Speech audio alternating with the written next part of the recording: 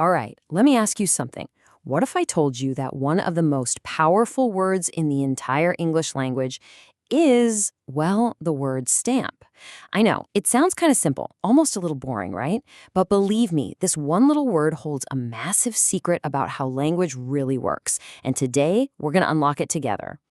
So let's just start with this question. How much work can one single word really do? I mean, think about it. Can it be a thing? An action? Can it mean totally different things depending on how you use it? And is that flexibility maybe a clue to something way bigger? Well, let's find out. Okay, so our case study for today is the word stamp. And if we're going to understand its hidden power, we've got to look at it from every possible angle. We'll start with the absolute basics.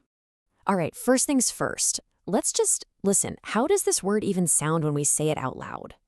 Now, this might look like some kind of secret code, right? But it's actually something called the International Phonetic Alphabet, or IPA for short.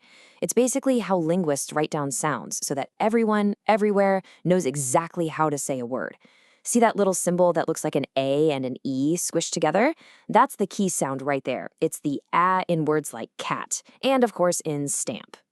But of course, the sound isn't exactly the same everywhere. Let's do a little comparison.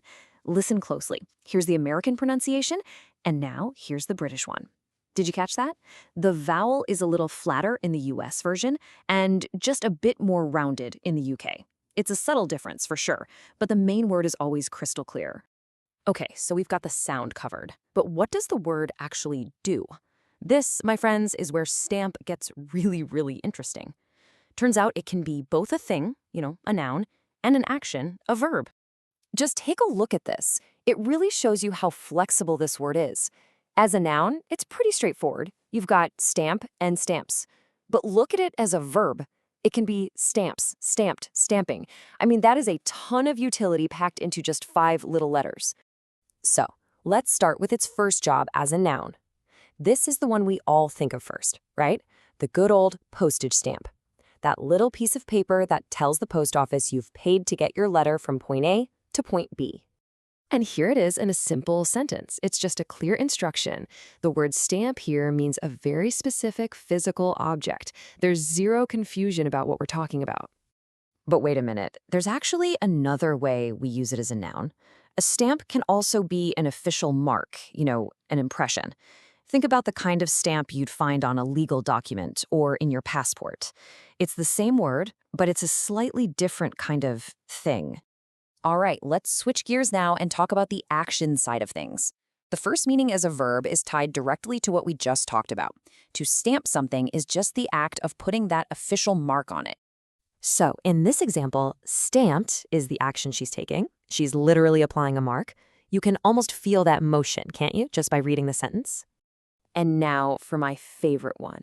This is where it gets even cooler. The word stamp also describes a totally different physical action. To stamp your foot, it's the same exact word, but in a completely different context.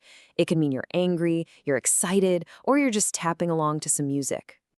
So, okay, we've pretty clearly established that the word stamp is crazy versatile. It's a noun, it's a verb, it has multiple meanings for both. But you're probably thinking, so what? Why are we spending all this time on this one little word? Well, because all of this flexibility, all this power, it's not an accident. There is a very specific reason why stamp is so special. And that reason, well, it's the key to this whole thing. And here it is, the big reveal. The word stamp is on the Basic English 850 list. Just let that number sink in for a second. 850. That's it. To put that in perspective, the average English-speaking adult knows somewhere between 20,000 and 35,000 words. So to be one of only 850, yeah, that's a really big deal. So here's the bottom line. Basic English was this amazing project to create a super simplified version of English that anyone in the world could learn and use to communicate. To make the cut, to be one of those 850 words, you had to be incredibly useful. You had to cover a ton of ground. And a word like stamp, which can be a postage thing, an official mark, the action of making that mark, and the action of stomping your foot, it's the perfect candidate. It's like a linguistic Swiss Army knife. So, what's the big takeaway here? What does this all mean?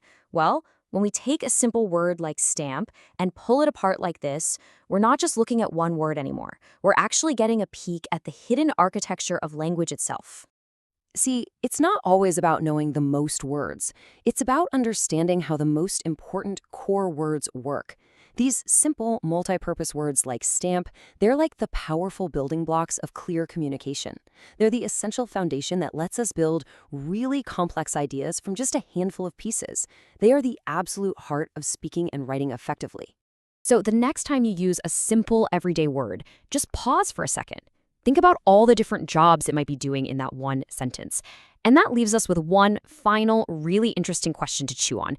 What other simple words out there, words like run or set or go, are the secret keys that unlock the entire engine of language?